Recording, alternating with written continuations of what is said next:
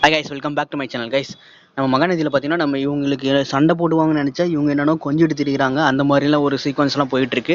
எப்படின்னா நம்ம சாரதா மகிட்ட வந்து அந்த அம்மா இருக்காங்க இல்லையா, புதுசாக வந்து கல்யாணம் பண்ணிட்டு வந்தாங்களே, புதுசாக எல்லாம் கல்யாணம் பண்ணல, அவங்க ஏற்கனவே கல்யாணம் பண்ணிட்டாங்க. அவங்களுக்கே பார்த்தீங்கன்னா ஒரு 24 வயசில் ஒரு பையனே இருக்கான், பொண்ணும் இருக்குது. கிருஷ்ணா சிந்து அப்படின்னு சொல்லிட்டு நம்ம சந்தானாயோட 2வது ஒய்ஃப் வந்து நம்ம சாரதா மாட்ட வந்து பேச வராங்க. அக்கா எப்படிக்கா இருக்கீங்க, நல்லா இருக்கீங்களா?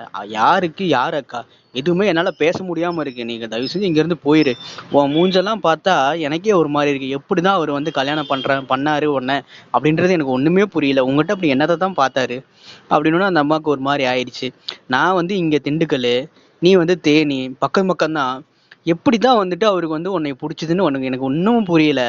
இந்த மனுஷன் இந்த உன்னைய போய் அங்க கத்தாரில் கூட்டிட்டு போய் வச்சு வாழ்ந்திருக்கானே, இதெல்லாம் பார்க்கும்போது எனக்கே ஒரு மாதிரியா இருக்கு. கொஞ்சம் அழகான ஒரு பொண்ணு கூட வாழ்ந்திருந்தா கூட ஒரு மனசு வந்து எனக்கு ஆறி இருக்கும் அப்படின்னு சொல்லிட்டு அந்த அம்மா கிட்ட வந்து நம்ம சாரதாமா வந்து இந்த மாதிரி எல்லாம் பேசிட்டு இருக்காங்க அவங்க கிட்ட.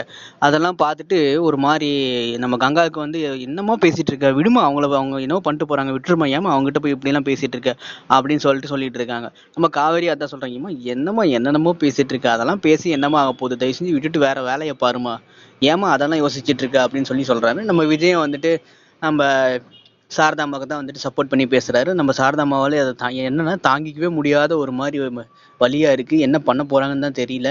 எப்படியாவது வந்துட்டு அவங்க பொண்ணையும் காப்பாற்றணும், இவங்களுக்கு செட்டில் பண்ணணும் அப்படின்னு சொல்லிட்டு நம்ம சாரதாம்மா வந்து யோசிக்கிறாங்க. இவங்க செட்டில் பண்றான் அப்படின்ற ஒரு மைண்டு கொஞ்சம் வந்திருக்குன்னு கூட சொல்லலாம் guys. இதெல்லாம் பார்க்க போனா ரொம்ப வந்துட்டு சாரதாமாவுக்கு வந்து மன உளைச்சல கஷ்டமா இருக்கு, என்னடா இவங்க பண்ணிக்கிட்டே இருக்காங்கன்னு. அந்தாண்ட பக்கம் மாதிரி இந்த சிந்து வந்து புலம்பிக்கிட்டே இருக்காங்க, ஏமா இங்கெல்லாம் இருக்க வேணாமா, நம்ம போயிடலாம். ஏண்டி நம்ம இங்க இருக்க வேணாம்னா நமக்கு அவ்வளோ வந்து கடன் இருக்கு, நம்ம எங்க போய் தங்குவோம், என்ன பண்ணுவோம், உனக்கு அதெல்லாம் புரியுதா இல்லையா அப்படின்னு சொல்லிட்டு அவங்க அம்மா வந்து சிந்துகிட்ட வந்து சொல்லி சமாதானப்படுத்திட்டு இருக்காங்க.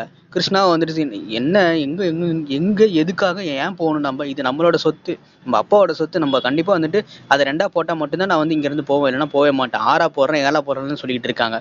அந்த மாதிரிலாம் பண்ணாங்கன்னா கண்டிப்பா நான் வந்து ஒத்துக்கவே மாட்டேன், நான் இங்கிருந்து போவே மாட்டேன்.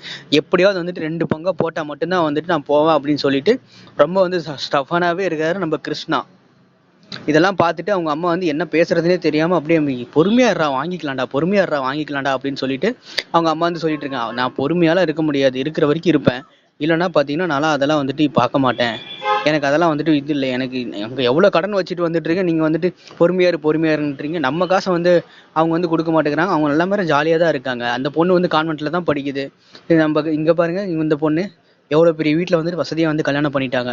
இதெல்லாம் பார்க்கும்போது உங்களுக்கு கொஞ்சம் கூட வந்துட்டு தோணலையா, இவங்களாம் நல்லா தான் இருக்காங்க அப்படின்னு சொல்லிட்டு அப்படின்னு சொல்கிறான் நம்ம கிருஷ்ணா.